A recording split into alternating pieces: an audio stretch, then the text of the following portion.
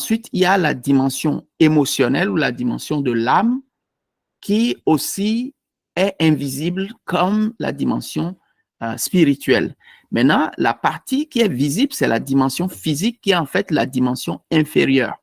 Et lorsque nous voulons manifester l'abondance qui existe naturellement dans la dimension spirituelle, il faut que cela transite par la dimension émotionnelle et ensuite se manifeste dans la dimension physique.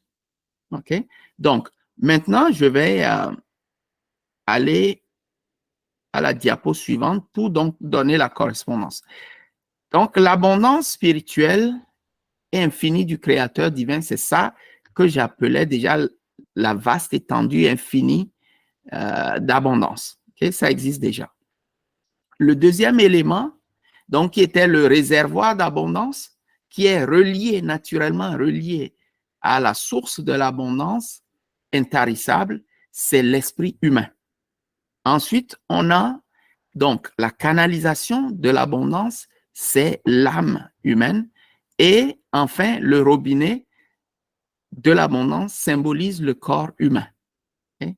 Donc, comme je venais de dire, donc, pour voir dans le physique la manifestation de cette abondance qui existe déjà dans le domaine spirituel, il faut que cela transite donc par l'esprit, l'âme, ensuite on le voit physiquement dans la dimension physique dans laquelle le corps humain vit.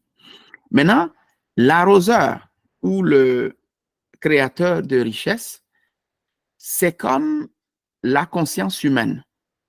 Et je vais vous expliquer ce que je veux dire par là.